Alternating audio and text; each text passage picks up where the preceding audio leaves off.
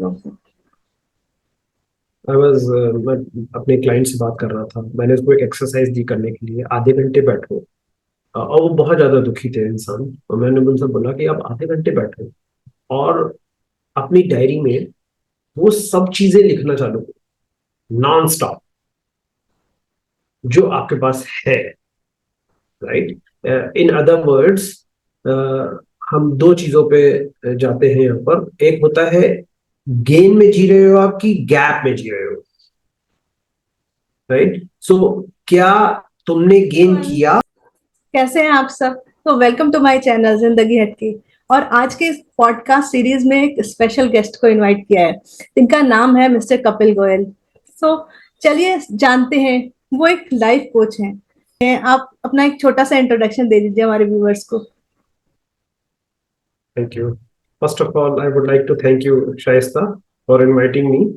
और मेरे बारे में, अ, मैं बैंगलोर में रहता हूँ 20 साल से। और मुझे 20 साल का एक्सपीरियंस है आईटी सेक्टर में। I have worked in various companies, in multinational companies. So वहाँ से मेरी जर्नी स्टार्ट हुई है। एंड देन अभी पिछले 7 सालों में मैं कोचिंग को प्रैक्टिस कर रहा हूँ। और कुछ 3 साढ़े 3 साल से मैं लाइफ कोचिंग प्रैक्टिस कर रहा हूँ प्रोफेशनली। ये मेरा छोटा सा इंट्रोडक्शन है। I don't want to spend too much time, but overall मैं किसी को भी कोच करता हूँ जो एक ह्यूमन है। और कोई भी ऐसा जो इंटरेस्टेड है, अपने बारे में जानने के लिए उत्सुक है, डीप डिस्कवर करने के लिए कमिटेड है, इंटेंशन है उसकी, that is the right person for me, and मैं उनको कोच करना पसंद करता हूँ। सो आपने इतने सारे क्लाइंट्स के साथ, इतने सारे लोगों के साथ ऑलरेडी काम किया है, तो आपका क्या अनुभव, कुछ ऐसे वैल्यूएबल लेसन जो आपने उनसे सीखे हैं, जो हमारे ऑडियंस के साथ शेयर करना चाहेंगे आप? ऐसे कुछ अनुभव शेयर करेंगे आप ऑडियंस के साथ? जी जी, sure. That's a very big question. मैं जब भी अपने क्लाइंट्स के सामने बैठता हूँ, वो क्लाइंट्स कोई भी प्रॉब्लम लेके आते हैं लाइफ की। It could B career progression है, मैं जॉब नहीं चेंज कर पा रहा हूँ, मैं स्टक हो गया हूँ, मैं वैसे नहीं कमा पा रहा हूँ, मेरा रिलेशनशिप ठीक नहीं है, मेरी ग्रोथ नहीं हो रही है, मेरे से मेरा बॉस बहुत नाराज रहता है। मतलब प्रॉब्लम कुछ भी हो सकती है। बट जब भी मैं अपने क्लाइंट के सामने बैठता हूँ, हर बार मुझे कुछ सीखने को मिलता है।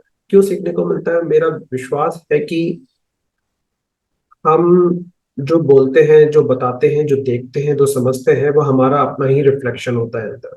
तो अगर मैं किसी को बोल रहा हूँ कि आप ना जिम जाके रोज कंसिस्टेंटली ट्रेनिंग किया करो, और मैं खुद नहीं कर रहा हूँ, so it is a very indirect way, you can say, to remind me कि यार तुमको भी तो करना है।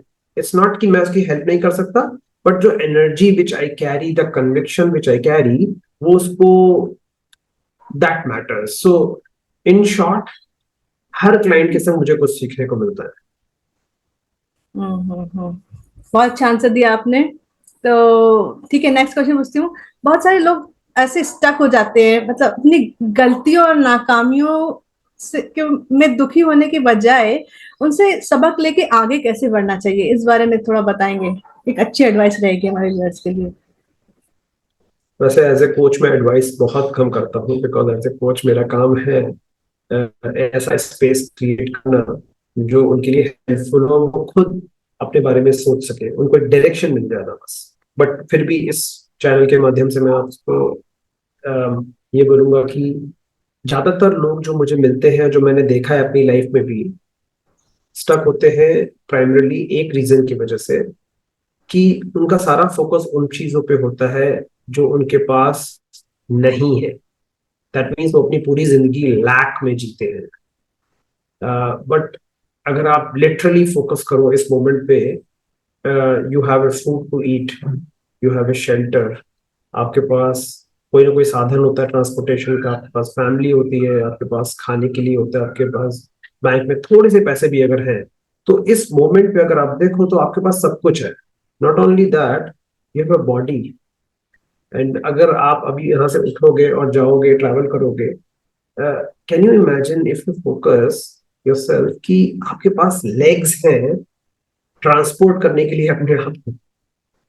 So how beautiful is that? So most people ignore the beauty in their life because of multiple reasons.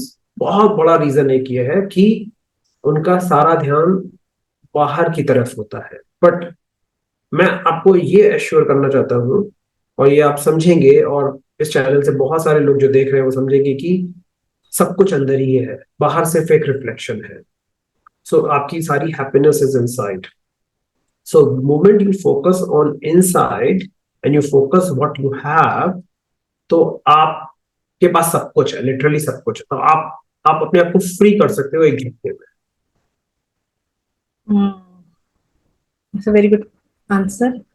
और तो एक और क्वेश्चन है बट इंटरेस्टिंग सा, जैसे खुशहाली और हैप्पीनेस से भरा हुआ जो सेटिस्फैक्शन जो हमारी लाइफ में नहीं आती है कभी कभी, तो सेटिस्फैक्शन से भरा जीवन जीने के लिए हमें क्या करना चाहिए, मतलब क्या सलाह देंगे आप लोगों को?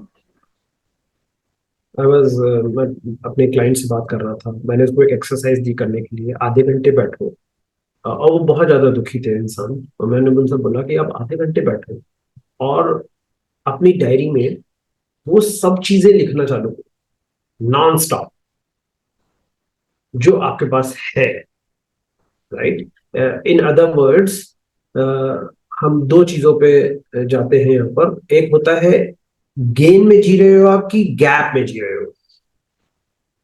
राइट. सो क्या तुमने गेन किया अपनी लाइफ में, और तुम्हारे पास क्या है.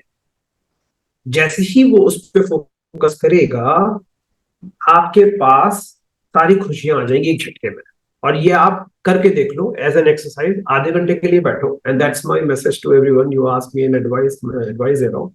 आधे घंटे के लिए बैठो और उन चीजों पे सिर्फ फोकस करो जो आपने आज तक करी है या कर रहे हो, और क्या आपके पास है, ना कि गैप के ऊपर. बिकॉज ये गैप एक इल्यूजन. मान लीजिए, मैं आपको एग्जांपल से बताता हूँ, ए टू बी आपको जाना है. जब आप ए से बी में यहां मूव करोगे, यहां तक पहुंचोगे, तो ये आपका गेन हो गया. और ये जो है आपका गैप है. ये गैप आपका कॉन्स्टेंटली शिफ्ट होता ही रहेगा. बिकॉज जब आप ए टू सी जाओगे, बीच में आपको पता चलेगा ये एक दूसरा गैप है, and then it will shift further. So आप अगर गैप में जियोगे तो पूरी जिंदगी गैप में जीते रहोगे, एक इल्यूजन में जीते रहोगे जो आपका कभी पूरा नहीं होने वाला. हाँ, मैंने भी ये नोटिस किया, मतलब जब ऐसे डायरी में लिखते हैं ना कि हमारे पास क्या चीजें हैं, हमें मतलब क्या मिला हुआ है, मतलब जो हमें हमारे पास अच्छी चीजें हैं उनके बारे में हम लिखते हैं तो बहुत अच्छा फील होता है. और ग्रेटिट्यूड भी करते हैं अगर मॉर्निंग में, तो पूरा दिन अच्छा जाता है. तो ये सही है. आप अपने आप ही, ग्रेटिट्यूड अपने आप ही अंदर आ जाता है. मतलब करना नहीं पड़ेगा आपको, इट जस्ट हैपेंस. लिखने से बहुत फर्क पड़ता है एक्चुअली, डायरी लिखने से और जो अच्छी चीजें उनको लिखने से बहुत फर्क पड़ता है. और उसका एक रीजन मैं बताना चाहता हूँ. ऐसा क्यों है? क्योंकि आपका माइंड स्लो डाउन हो जाता है. आपका माइंड स्लो डाउन हो जाता है. तो चलिए नेक्स्ट क्वेश्चन पूछते हैं. जैसे आपने बहुत सारे इंट्रोवर्ट्स के साथ भी काम किया है, तो बहुत सारे लोग होते हैं ऐसे इंट्रोवर्ट्स होते हैं, और आप इसमें स्पेशलाइज्ड भी हैं, तो उनके लिए क्या एडवाइसेस हैं कि जो जिन लोगों को सोशल एंजाइटी सी होती है और सोशल गैदरिंग्स में वो कंफर्टेबल फील नहीं करते हैं, तो ऐसे लोगों के लिए उनको क्या करना चाहिए? मैंने बहुत सारे ऐसे क्लाइंट के साथ काम किया है, और जब मैं उनके साथ बात करता हूँ और जब सेशन खत्म होता है, हम दोनों को पता चलता है कि it was nothing to do with introvertness, it was to do with self confidence. Because introvertness क्या है? इंट्रोवर्टनेस एक लेबल है. कोई एक व्यक्ति आए, महान व्यक्ति आए, उन्होंने एक लेबल दे दिया, भाई इंट्रोवर्ट की ये प्रॉपर्टीज होती है. वो पार्टीज में नहीं जाते हैं, वो लोगों से बात करना पसंद नहीं करते हैं, बहुत ज्यादा सोशल नहीं होते हैं, मतलब blah blah blah blah blah blah, list is endless. And then उनको सॉल्टिट्यूड में रहना पसंद है, अकेले रहना पसंद है. Yes, that might B right, but if I challenge the thinking and I say that you don't label yourself here as an introvert, I am an introvert. और ये इसका एहसास मुझे तब हुआ जब मैं खुद अपने आप को लेबलिंग बंद किया मैंने। और जैसे ही मैंने लेबलिंग बंद किया,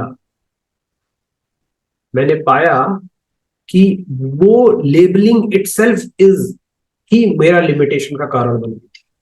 सो पहली बात तो ये लेबल को उठा के फेंक दो। लोग बोलते हैं I am bad in maths, actually they become bad in maths after they tell they are bad in maths.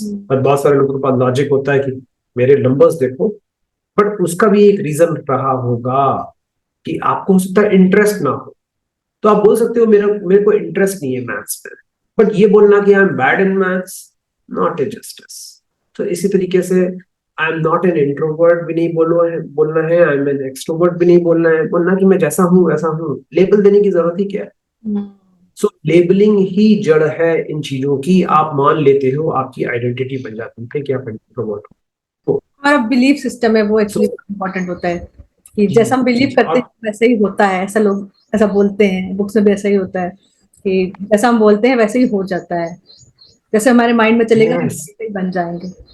हम वैसे ही बन रहे होते हैं उस मोमेंट पे जब आप बोल रहे हो। करेक्ट। ठीक है, तो आपने वर्क लाइफ बैलेंस पे भी बहुत काम किया है, तो वर्क लाइफ बैलेंस बनाने के लिए आजकल लोग बहुत ज्यादा मतलब बिजी हैं, उनके पास टाइम नहीं होता है, वर्क लाइफ बैलेंस नहीं बन पा रहा है हमारी लाइफ में। आई थिंक पॉज करना चाहिए और 2 स्टेप पीछे हटना चाहिए और देखना चाहिए बैलेंस बनाने की जरूरत ही क्यों पड़ रही है। हो सकता है कि बैलेंस एग्जिस्ट करता हो। बैलेंस इसलिए नहीं है बिकॉज हम कुछ ऐसा कर रहे हैं वो हमारी कोर से अलाइंड नहीं है, which we actually don't want to do it. For example, if you are working with the mindset, ये क्या काम है, मैं ऑफिस जाते हो आप और बोलते हो कि ये काम तो मुझे पसंद ही नहीं है, और ये चिंदी चोरी वाला काम है, छोटा काम है, मुझे बिल्कुल पसंद नहीं। अगर आप उस माइंडसेट के संग ऑफिस घुसोगे, उस एनर्जी के संग ऑफिस घुसोगे, तो चाहते या ना चाहते आपको वही दिखेगा हर जगह। आपका बॉस आपको स्कूल करता हुआ दिखेगा, आपका बॉस आपको ये करता दिखेगा, मेरे ऊपर ऑर्डर चला रहा है वो। तो जब आपको वही सब दिखने लगेगा तो आप वैसे बन जाओगे। तो होगा क्या, स्ट्रेसेस क्रिएट होंगे आपके दिमाग में, और फिर उसको भागने के लिए आप घर में जाओगे, कुछ ऐसा करोगे कि छोड़ वेकेशन पे चले जाओ या पार्क में चले जाओ, मूवी देख लो, आराम करता हूँ मैं संडे को, Sunday I am not planning to work. That means you are creating a discomfort in your life in one area of life because of some reasons. So alignment वहां मिसिंग है, और हम बैलेंस करने की कोशिश कर। Balance करना अच्छा होता है, but what if I challenge the thinking balance करने की जरूरत ही नहीं पड़े, अब हमेशा बैलेंस्ड रहो, अब हमेशा ही बैलेंस्ड रहो। सो नंबर वन एडवाइस तो ये हो सकती है कि अपने आप से कनेक्ट करो। चाहे आप ऑफिस में हो, चाहे आप घर पे हो, आप अपने आप से कनेक्ट करो, उन चीजों पे फोकस करो जो आपको एक्सपैंड करें, आपको एनर्जाइज करें। जैसे ही आप एक्सपैंड होगे, आप एनर्जाइज होगे, there is the possibility that alignment happens and then there is no balance required. So let me give you a small example quickly. अगर आप ऑफिस में हो और आप सोच रहे हो कि यार मेरी ये जान खा रहा है और ये मेरे को चैन नहीं लगने दे रहा है, मतलब you don't like someone but you may like someone else, so you focus your energy there. और probably जैसे मैं अपना एग्जांपल बताता हूँ, जब मुझे ऑफिस करना थोड़ा भारी हो गया था तो मैंने देखा कि कोचिंग मुझे को सर्विस दे रही है। इट्स लाइक एन अपॉर्चुनिटी मेरे लिए, जो मैं सर्विस कर पाता हूँ लोगों के लिए। तो how can I serve people in office? जैसे ही माइंडसेट मेरा चेंज हुआ, ऑफिस का सारा रेजिस्टेंस दिमाग में जो ब्लॉक था वो एकदम डिसॉल्व होने लगा। So these days when I enter in my office, I enter कि how can I serve this person? And balance की फिर जरूरत ही नहीं, you are in the balance state. बहुत ही अच्छी ये सेंटेंस में बहुत अच्छा लगा कि बैलेंस करना चाहिए, मतलब अब अपनी एनर्जी को फोकस कर देंगे उन चीजों के ऊपर तो मुझे लगता है काफी हद तक बैलेंस बन जाएगा, वर्क लाइफ बैलेंस। और फिर वर्क लाइफ बैलेंस बनाने की जरूरत ही क्या है, अगर आपको अपने काम से इतना प्यार है और आप अच्छी चीजों पे फोकस कर रहे हो तो फिर सब कुछ अच्छा लगेगा, फिर आई थिंक बैलेंस की जरूरत नहीं है। प्यार हो जाएगा आपको अपने आप ही, करके देख लीजिए। वही आज यही प्रॉब्लम, बहुत बड़ी प्रॉब्लम है एक्चुअली लोगों की, कि ऑफिस जो पसंद नहीं करते बहुत सारे लोग अपने काम को, ऑफिस जाने का मन नहीं करता है। और मंडे को वो गाना भी बना था कि उन्हीं मंडे ऐसे करके कुछ, तो वो सारी चीजें मुझे लगता है ऐसी ऐसी जरूरत ही क्या है, मंडे हमें क्यों पसंद नहीं है, आखिर क्या रीजन है। तो बहुत बढ़िया एग्जांपल्स दिए आपने। और तो मैं आपसे पूछना चाहती हूँ कि आपका विजन क्या है, आप जो कोचिंग करते हैं, लोग हेल्प करते हैं, आपका ओवरऑल विजन क्या है उस चीज के बारे में। वेरी डीप क्वेश्चन आपने पूछा है मुझसे। Thank you for asking this question Shaista. um, कुछ महीनों पहले, कुछ कुछ सालों पहले मैं अपना विजन ढूंढता रहता था, और मुझे लगता था कि सबका विजन है, मेरा कोई विजन नहीं है। Because I was enjoying my life, and and then I was like ठीक है, बट एक डिस्कम्फर्ट था अंदर। एंड देन कुछ महीनों पहले when I was working with my coach, मुझे रियलाइज हुआ जर्नलिंग करते समय कि my, and then when I was closing my eyes, it seems to me that something knocked me at my brain, at my heart, and said that your highest vision is to see a planet where everybody is helping each other. That means, imagine आप कल सुबह उठे और आपको एक ऐसे युग में आप जीना चालू कर दें जहां पर हर कोई दे रहा है। दैट डज नॉट मीन कि कोई कुछ मिल नहीं रहा है, बट कोई कुछ लेने के लिए नहीं दे रहा है। आप किसी की हेल्प कर रहे हो without any expectation of them, but as a result you are ready to receive whatever the receiving mind. It could be in terms of love, it could be in terms of ashirwad, could be in terms of lot of money. So एक ऐसा loop जहां हर कोई preference दे रहा है देने में, एक ऐसी दुनिया जहां हर कोई दे रहा है बट ना लेने के लिए नहीं, मिल रहा है तो खुशी खुशी ले रहा है। तो मैं एक ऐसे ऐसे ऐसे प्लैनेट की कल्पना कर सकता हूँ। That might be my highest vision. और आजकल के मतलब टाइम में जब हम लोग मतलब ट्रस्ट करना ही मुश्किल हो गया है लोगों के ऊपर, जनरली लोग अवॉइड करते हैं, ट्रस्ट नहीं कर पाते हैं। तो ऐसा इमेजिन कर रहे हैं कि अगर इस तरह का ऐसा वर्ड हो जाए जहां पे लोग सेल्फलेसली एक दूसरे की हेल्प करें और कोई एक्सपेक्टेशन ना रखें इन रिटर्न, तो अगर ये ऐसा हो जाए तो कमाल ही हो जाए मतलब। क्योंकि ऐसा कलयुग चल रहा है कि लोग बिलीव करना भी मुश्किल हो जा रहा है आजकल किसी के ऊपर। तो पर शाइस्ता, अगर आप देखेंगे पिछले कुछ 10 15 20 सालों में बहुत क्रिएटिव पीपल आ गए हैं। जैसे आप क्रिएटिविटी कर रहे हो, यूट्यूब एक्सपैंड हो रहा है, और बहुत सारे लोग बहुत अच्छा काम कर रहे हैं। This signifies lot of creativity is happening. That means people are already expanding. Expansion is already happening. Consciousness is already getting raised on the planet. So I think we are on the right track. I hope so कि future में ऐसा कभी ऐसा दिन आए, ऐसा planet ऐसा बने जिसमें लोग दूसरे की हेल्प करना चाहें, तो बहुत ही अच्छा, बहुत ही बहुत बढ़िया। अगर आप इस बात से उसको कनेक्ट कर दो कि आपके पास क्या है, उस पर फोकस करना है, तो मैं आपको गारंटी दे सकता हूं, अगर आप सोचना चालू करोगे, अपनी एनर्जी सारी फोकस करोगे ऐसा प्लेनेट क्या वाकई में है, तो आपको ऐसे लोग मिलने शुरू हो जाएंगे, right. Already existing right now.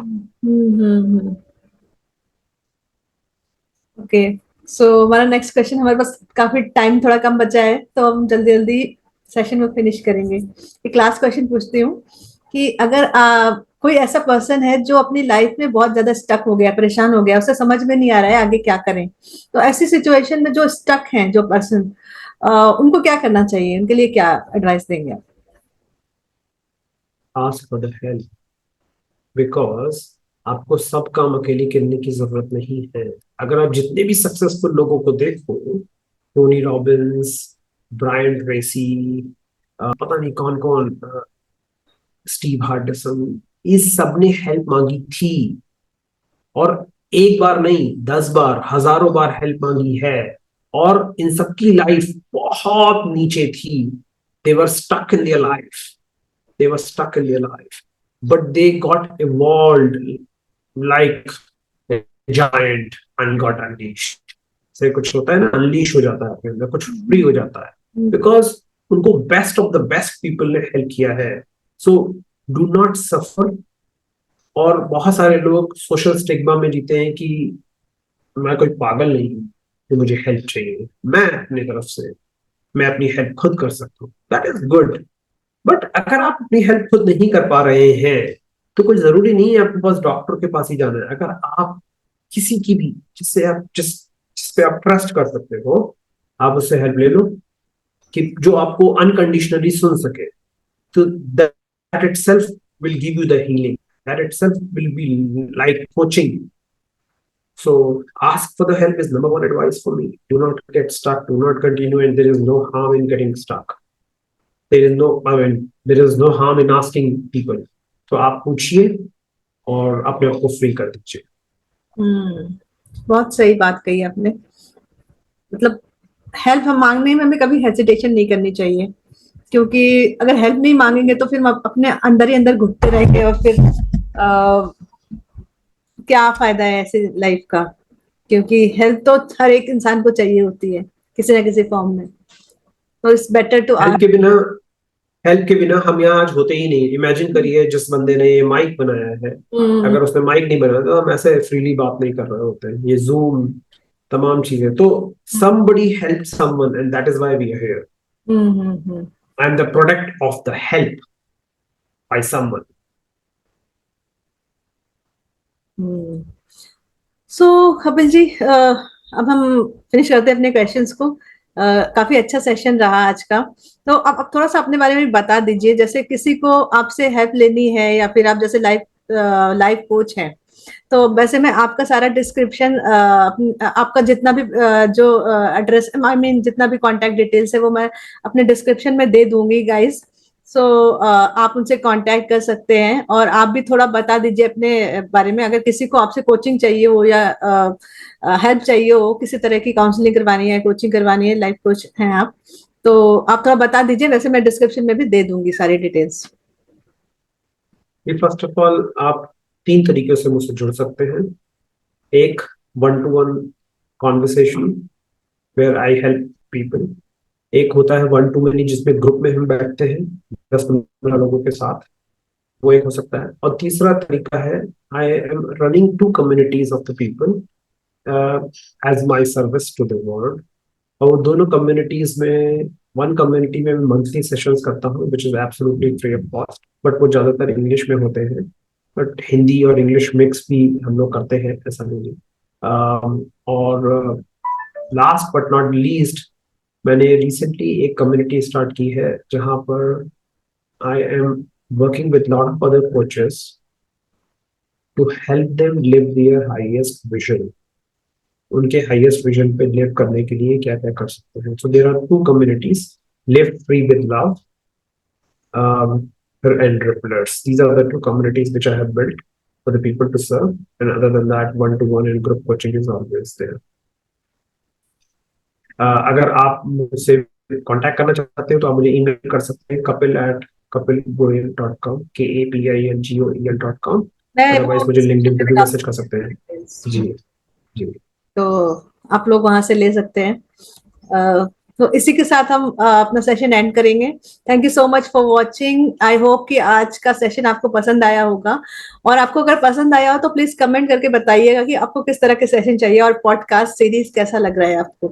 ठीक है, तो और वीडियो को लाइक करना मत भूलिएगा, और please subscribe to my channel. Thank you so much. Thank you Kapil ji. It was Thank you for the invitation. It was a pleasure to invite you. Thank you so much.